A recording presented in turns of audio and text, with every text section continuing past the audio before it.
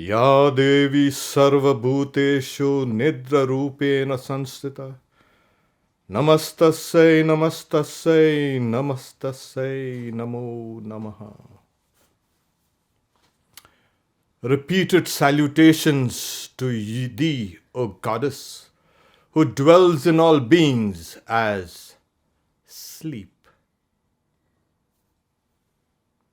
Well, that's not the only thing that the Goddess dwells in all beings as hunger and thirst and everything. Sleep is natural. It's so angelic to fall asleep. The lights go out and you're not there. It's one of the most wonderful phenomena which has not been understood well. And the sages of the Upanishads have studied this phenomena and have come up with certain truths. So I'll lay down some of their findings, their teachings. But the topic, today's topic, sleep, falling and going where? I have to acknowledge that this is one of the titles of Billie Eilish's song is When We All Fall Asleep, Where Do We Go? So it gave me a clue that this could be a nice way to discuss. Where do we fall? You mean really do we fall and kind of disappear? The lights go off. We spend 1/3 or sometimes more or sometimes less, but average is 1/3 of our lives in sleep.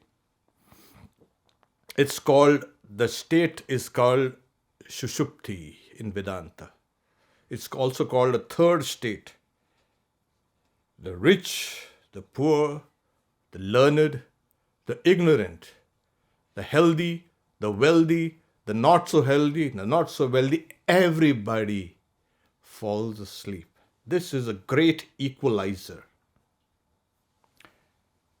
The Upanishads speak about this falling asleep as a hawk or a falcon flying in the sky becomes tired and stretching its wings is bound for its nest. So does this infinite being run for the state where falling asleep it dreams no dreams and craves no desires. It's so sublime. But note a word here, the epithet, the infinite being. So it says, so does this infinite being run for the state where craving no more desires, seeing no more dreams comes to. This is state. And further, the Upanishads say, in this state, a father is no father, a mother, no mother, worlds, no worlds, the gods, no gods, the Vedas, no Vedas. In this state, a thief is no thief. A killer of a noble Brahmin is not a killer of a noble Brahmin. A monk, no monk. A hermit, no hermit. This is its form. That is the real form of that consciousness. It is untouched by good and untouched by evil. It is then beyond all the woes of the heart. That is the intellect. Here we have a state that's spoken of from both the phenomenal and the metaphysical standpoint. Remember, this world, no world. Gods, no gods. Nothing. There's nothing. You are not there, present. It's simpler. To approach this topic from what we know already, all of us are under the thraldom of a circadian rhythm. It's a complex physiological and neurological processes.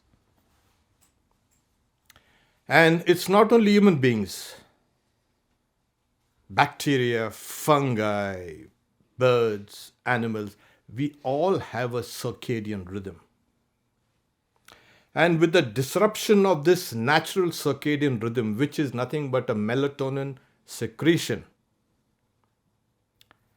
we find that everything else gets disturbed.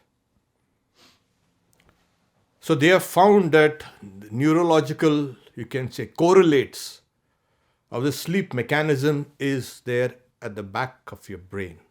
So there you are. So we are kind of trying to locate what the mechanism, external mechanism looks like. We've seen what the internal mechanism is. Right? That being said, it is found that people who are religious or moral, they sleep peacefully. A person who has worked honestly sleeps peacefully. Lack of exercise makes your brain mushy, and that disrupts sleep. So if this circadian rhythm is disrupted, everything else gets disrupted. Okay.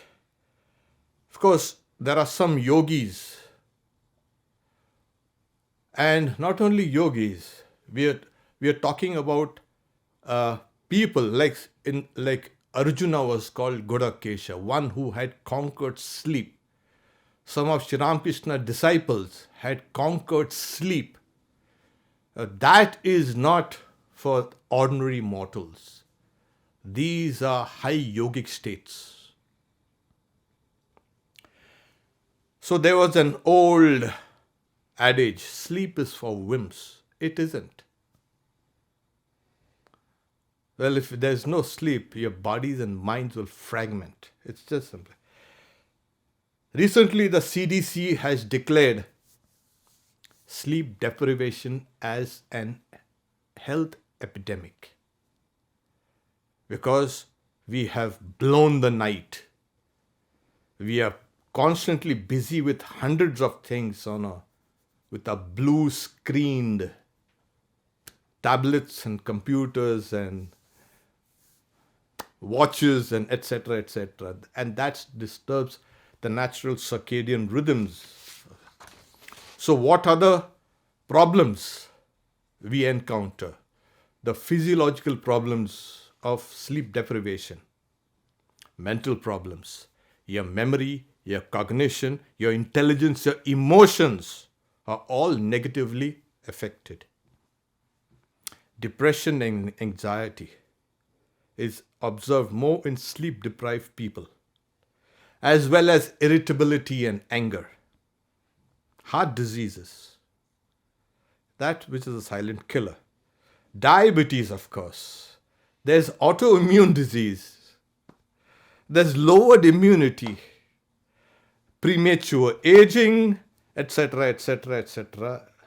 You have the whole list of things, all hinging on this one factor, the circadian rhythm that dictates your waking and your sleep cycles. So they're saying how much of sleep is required. So melatonin is secreted apart from the other parts. The main part is in the brain called the pineal gland. Okay. This is in response to darkness, in the approach of darkness, and it signals the start of a sleep cycle. The brain at that time stops registering external stimuli, and the brain wave pattern, the EEG pattern, changes. And when you fall asleep, the muscles are deactivated, the voluntary muscle, so that you don't act out your dreams, which is important. How much sleep is required? Well, babies require 15 to 16 hours a day, newborn babies. And then it keeps on decreasing. We aren't going to, by the time you hit adulthood, you need 7 to 8 hours. But then Raja Maharaj says 4 hours. Well, those who practice yoga will need less sleep. But however, this is the general amount of sleep that is required. So we have the problems. The problems are not fatal, but these can reduce your lifespan and it's detrimental to your health.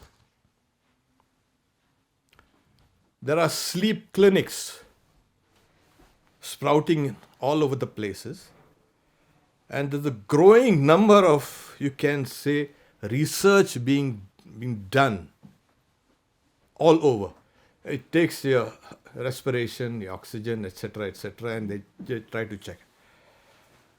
Now there's a growing body of evidence that this deep sleep or delta sleep has many secrets that are yet to be unraveled.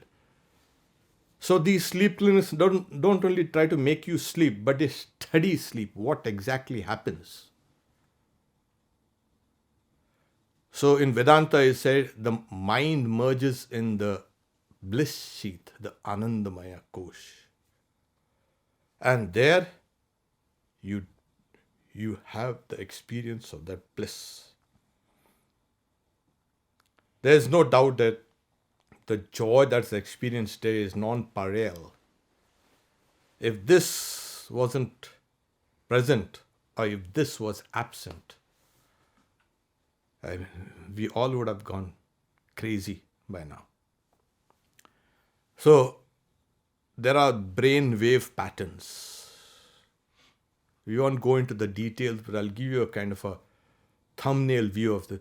There are beta waves, alpha waves, theta waves, delta waves, gamma waves. Okay. The delta waves is the delta sleep, whereas 0.3 or 4 to about 4 hertz, 0.5 to 4 hertz. And then, so that's a time when things become, the brain waves become lazy slowly. In the beta waves, they are fast, they have 3 levels, and these are consolidated in the alpha wave state where thoughts become real. The gamma waves are found to be in highly meditative persons or in highly, you can say, elevated states of mind. It's not generally found in normal, you can say, states of minds. So we know how we go to sleep.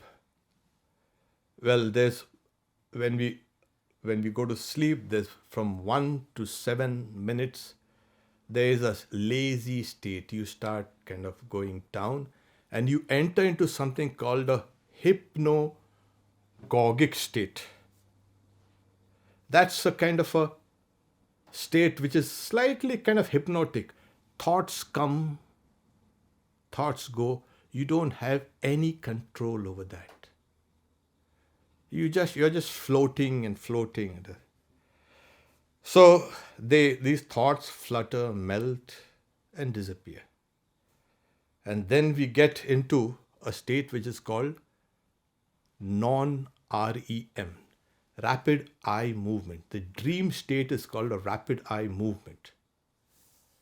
So you're plunging in, and then you enter that hypnagogic state, and then you stop fluttering your eyes and everything, and there is a kind of a deep relaxation. The body temperature goes down, your heart rate goes slow, and that is a non-REM state, non-rapid eye. Your eyeballs don't move anymore. And then you plunge into something called a delta sleep, deep sleep. So it depends on your state of mind and your health also. It takes a few minutes for you to transition from one, and then you emerge from the delta stage, come out, and then start dreaming. It's called a REM, rapid eye movement state. And then you come up again, and go down again, come up. So these cycles are repeated. You have 4 or 6 cycles. It depends on. The more you can go down and up, the better it is. So these are some of the states that are happening within.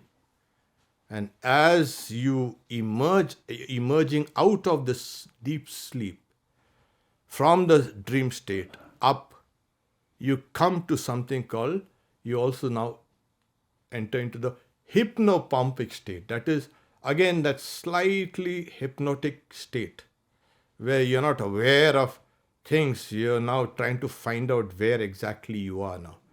You're trying to make sense of things around. So that is called the hypnopompic state. This is, then you emerge out. A lot of teachers, they equate, this sleep with samadhi. Oh, you're going to samadhi. Okay. No, I'm falling asleep. Swami Vivekananda says it very clearly, when you go to sleep, you wake up the same person. Almost. We'll discuss it. And when you go into samadhi, you come out. If you're a fool, you get into samadhi, you come out a sage. That's the difference. So it means that these two states are different. In one state, sleep, you go down, and in the state of samadhi, you go up. That's the fundamental difference. And then there's a huge difference in knowledge. So a few things about the state of sleep is, before we can go down to the nuts and bolts. One's identity disappears. One experiences joy, and when we wake up, we pick up identity again. You notice one thing, then you pick up your identity and all the troubles it's like, Sri Ramakrishna says, the guy, if you have a bath in the Ganga, all your sins are kind of absolved, they're washed away. And what happens is, so when you go down to the bathe in the Ganga, all the sins, they jump out from you and they stay on the trees. And after you finish the bath, you come back, and then the sins again jump back on you. So all your old identity is kind of again taken up again, once again. So in deep sleep, the ego is absent. And when the ego is absent, the world is absent. You notice one thing? When you are not there, the world also is not there. And as we have said, there are no worlds, there are no gods, there's no you, there's no I, there's nothing. All your identities and everything have been submerged.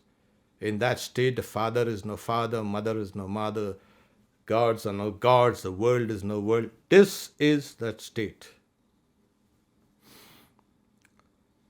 Sleep is also called the brother of death in old Greek mythology. So it resembles something like that person is alive but is not there. In death, that person is completely off. There's no life also. So I remember my maternal grandmother, whom I used to love again. And she passed away in sleep, and I was so kind of disappointed. I had great ideas about, she will sit down and give up her body in doing japa or meditation. But she was a very fine, fine woman. And that kept me thinking about this state. Yeah. There are some people who wake up with a different accent. There are some people who wake up learning to speak a different language. There are some people who wake up and a vexing problem has found its solution. Something is going on there. That's for sure. Okay. So it's not a kind of a static state. It's a very dynamic state. So you have Vedanta teaches, yes, that the gross, the subtle phenomena is all merged inside. There is absolutely, you get closer and closer to what is called a state which is indescribable.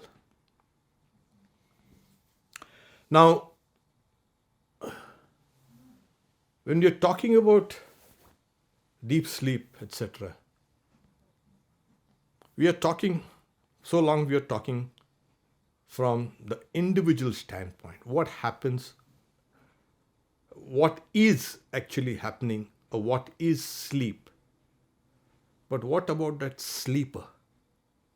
The one who sleeps. We know, the ego goes, but then there is some watchful consciousness that picks up things where it left off. There is not a complete absence.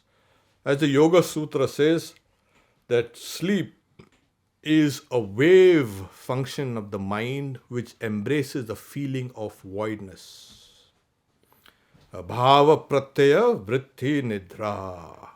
So, there is a feeling of, there is a witnessing consciousness. Now, the Upanishads, they take up this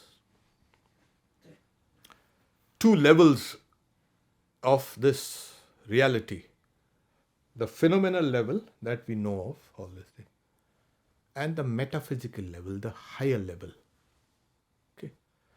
Now, in our minds, the moment we say metaphysical, meta is beyond the physical. It's something somewhere far away in the clouds. It isn't. It's all curled up here. The physical and the metaphysical are all kind of curled up in this one dimension here. And the greatest thing that has to be understood, the main thing, people when they study Vedanta, they're kind of confused. Are the Upanishads speaking about the individual soul or the supreme soul?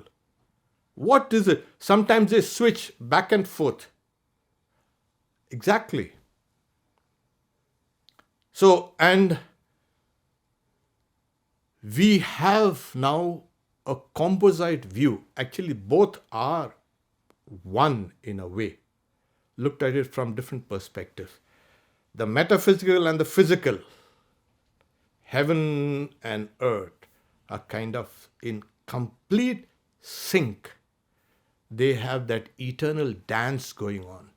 And it's because of this your waking state makes sense and your dreaming state makes sense, including your deep sleep state. It can be answered metaphysically and also physically. So the Upanishads speak about these two states as one, switching one from the other. For instance, in the Chandogya Upanishad we say, Uddhalaka was the son of Aruni. He said to his son, Svetaketu, quote, "O good-looking one, Soumya, learn from me about deep sleep." Then he says, when a person is spoken of as Swapiti, one who sleeps, then that person becomes merged with existence, Sat. It's a tremendous statement. When this person falls asleep, the word given here is Swapiti, one who is merged in his one own self. Saying, the Upanishads say, he is merged, then he becomes merged with existence and attains his own Atman. Now this is a staggering declaration. The implications go beyond all the known philosophies, etc., etc.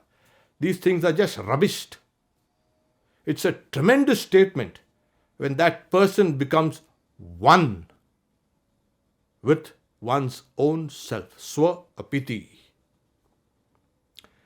From a quotation from another angle is, as a man fully embraced by his wife does not know anything external and internal, so does this infinite being, that's a self, fully embraced by the Supreme Self, does not know anything, either internal or external. This is its form, which is beyond all objects of desire. This is a self, this which is free, this is devoid of grief. So here we have, when the individual self is fully embraced by the Supreme Self, this is the state, saying, does not know anything external or internal. So here, as I say, the physical and the metaphysical become one. The finite and the infinite are one. That which is infinite appears as finite. And to illustrate this, in one of the Upanishads, we have a teacher called Balaki. He was very proud. It's called Proud Balaki. He goes to a king called Ajata Shatru. He's saying, I'll teach you about Brahman. He's saying, go ahead. And then every time this Balaki teaches one aspect of Brahman, the king says, he dismisses that. Oh, no, please don't talk about this. I know him as such and such and such. So 8 times Balaki taught the king, and 8 times the king dismissed his teachings as lower. So at the end, he asks the boy Balaki, young boy Balaki, who's proud, is that all? Yes. I approach you as a student, saying, no, it's against the form that you can approach me as a student, but I'll teach you. And he leads him by the hand, and they see in the palace there was the person who was sleeping. And then the king uses one of the epithets, the teachings which the proud Balaki had given. And that person did not awaken. And then the king pushed that person awake. The person woke up and he left, saying, when this being full of consciousness was asleep, where was it? Of course, Balaki did not know. And there's a long discourse to give out the gist is, when you are sleeping, your bodily functions are going on perfectly. So Balaki was speaking about the reality as associated with these vital forces, the life forces. And Ajatashatru, the king, was identifying the reality with that individual consciousness which is one with that universal consciousness. So Balaki was teaching the conditioned Brahman, and the king was teaching the unconditioned Brahman. Don't get frightened with words, don't worry. It's just that they are speaking about a fundamental reality now. We spoke about the sleep. We are talking about the sleeper. We are not now interested in what is sleep. The sleeper. What is the nature of that sleeper? Okay. So, well, how do you come out of this confusion? Yeah, it's still confusing, isn't it? Yeah. But let me close this with a incident and a teaching of Sri Ramakrishna. So one night, Swami Adbhutananda, one of the disciples of Sri Ramakrishna, was fanning the master, and he was feeling drowsy. And Sri Ramakrishna asked, "Does God sleep?" Though he was feeling sleepy, kept on insisting on fanning Sri Ramakrishna. So Sri Ramakrishna asked him jokingly, half seriously, "Does God sleep?" So, and later was Swami Adbhutananda in his half Bengali, half Hindi. Janta nahi. Like, I don't know. And the question surprised Latu Maharaj. But more seriously, the master continued. I'll quote the words. The master says, Sri Ramakrishna says, "Everyone in this world sleeps, but God does not. If God slept, the universe would be plunged into darkness and dissolve. God must remain awake day and night, taking care of his creatures so that they can sleep without fear." Swami Adbhutananda was amazed. "Do you mean that God takes care of all his creatures while they are sleeping? And that they accept service from their master, their creator?" Sri Ramakrishna said, "Yes, that is right.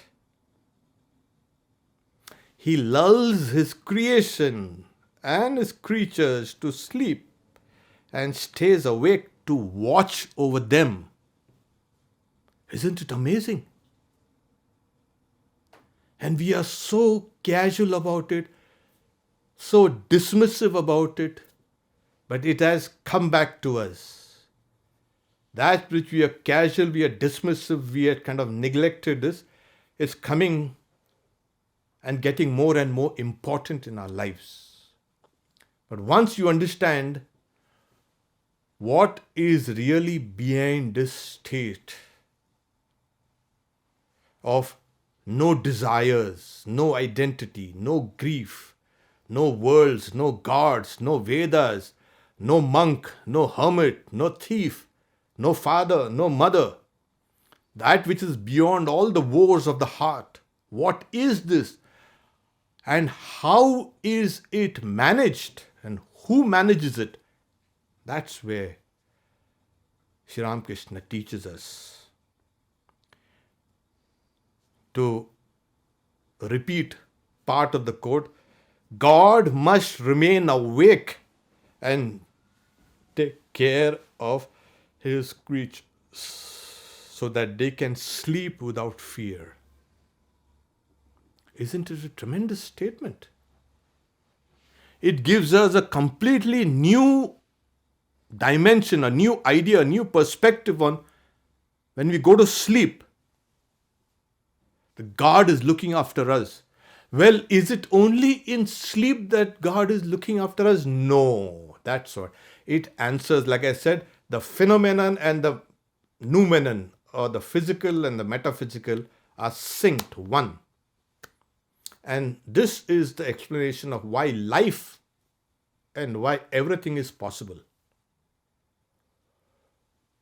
So it explains God looks after us in our deep sleep, in our dream sleep, in our waking state also. In Vedanta, to conclude, Vedanta is like, they say this non-knowledge, avidya, this non-knowledge is like a sleep. And that's why you say words like enlightenment, awakening, awakening from the sleep of ignorance to the state of enlightenment, to the state of understanding that God is looking after all these states of consciousness, which is within me, which I'm experiencing. So a long, dreary sleep of ignorance we are in. Even our waking state, our dream state, is all nothing but a long sleep. Why? Why is that? I'm awake. How can you call me asleep? Yeah, most of us are like that. We have something called micro sleeps we go undergo. The brain kind of takes rest.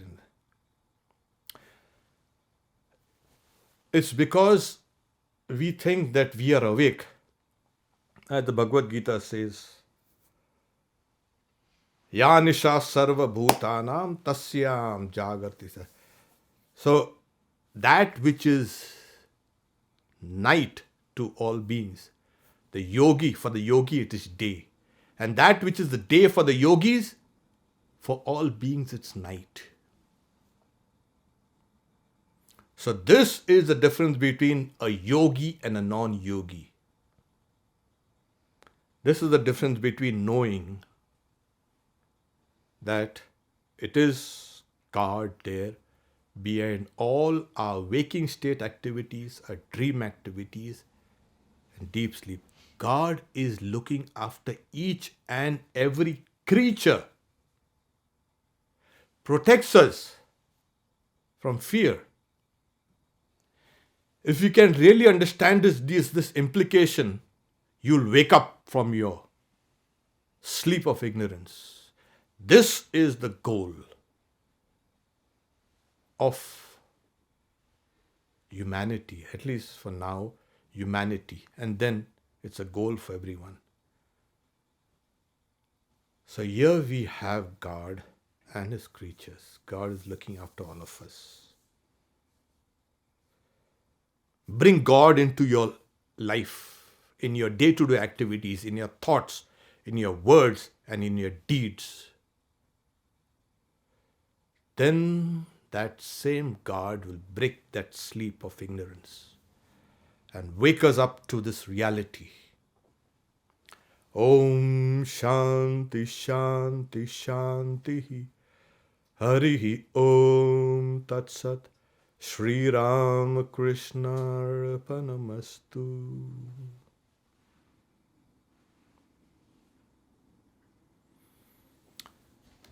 Well, time for a few questions, if they are.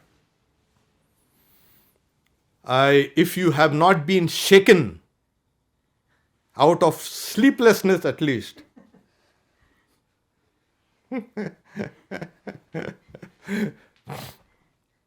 well, it has impinged on you, it has sunk into you. Somewhere deep down, it's going to work within you, whether you like it or not. It's going to be there. But just remember this. This topic is an extremely, extremely terse and, extremely philosophical, extremely everything extreme. I've tried to make it presentable because it's something that we ought to know. All of us ought to know.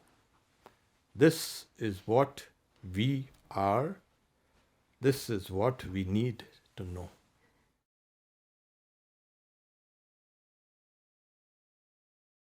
So I have a question about sometimes we'll have dreams that feel very important and meaningful, not like a normal dream. And what can we make of those? Are they worth pondering or? Well, that gives you, thanks for the question. That gives me an idea. I should then speak about dreams, but that's a different subject matter.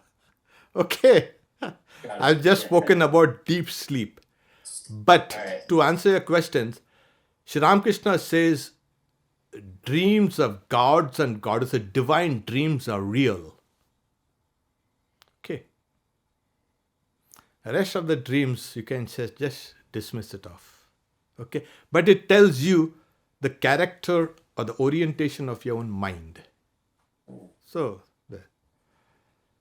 if you, we have heard of so many great swamis, and people also in general, they get the vision of a deity, or they get a mantra in dreams, and then Swami Vivekananda also experienced that as he was chanting, he was watching a sage, he was dreaming, he was watching a sage on the banks of the old river Saraswati in northwestern India. That was the origin of this whole Indo-Aryan peoples. And he was chanting the Vedas in that peculiar Vedic style. And the Swami Vivekananda remembered the mantra, Aya hi varade devi tvakshare brahmavadini gayatri e chandasam, etc. And Swami Vivekananda's dream broke and he was chanting that same verse in that same cadence. And he says, Shankaracharya had got the national cadence. And we also can say that, Swami Vivekananda had got that national. So he saw something in his dream, very deep sleep, and there he had a vision of that sage, and then he saw chanting, and he continued, he picked it up where the dream ended. So for him, there the dream and the reality and everything kind of synced, merged. It's tremendous. There are hundreds and hundreds of examples, and hundreds. So, dream interpretations, etc., etc. In fact, Carl Jung, if you've read about Carl Jung and all these things, interpretation of dream, even in the gospel, in some places, Sri Ramakrishna speaks about if you see certain things, it means this. Okay. And people have been, as civilization has actually, religion began with two, Swami Vivekananda says.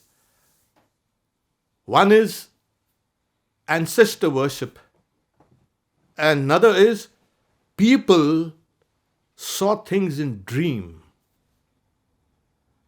And that was also a start of certain points in religion. And in some Pacific islands, sleep is very, very important. They sleep more than we do. In fact, they go to sleep, they have a couple of days, they get up and then they eat a little and then go back to sleep again. And then they say that soul leaves the body, etc. But we are not interested in that. Take anything which is spiritual as authentic, and the rest just. And after you're initiated, then you also get these various spiritual dreams, you see. You'll get so many things. But then, like I said, that's a topic for another time. Namaste, Swamiji. Yes. You mentioned about Sri Krishna mentioning Arjuna as Gudakesha, right? Could you throw like some more insight into it? Because it's strange that Sri Krishna calls Arjuna as conqueror of sleep rather than embracer of sleep. Why do you want to? Why do you want to belittle this kind of this? The conqueror of sleep. Doesn't it make sense that a person has risen to such a level of control over his own consciousness, and that's what it is. Why embracer of sleep is a conqueror of sleep. So that is what, and we see in the life of Swami Adbhutananda how it was an intense struggle, went on for months and months and years, an intense struggle. He used to get up, throw water on his face, sprinkle water and go. Somehow he slowly, he conquered sleep. Isn't that the most tremendous achievement? So, yeah, that's what that whole thing is. It's a tremendous achievement. So much effort has to be put in to conquer sleep, to conquer hunger, to conquer thirst. It's not a kind of a petty achievement. So that's why he's called the Gudakesha, the conqueror of sleep. Okay. Om Shanti Shanti Shanti Harihi Om Tat Sat Shri Ramakrishna Arpanamastu.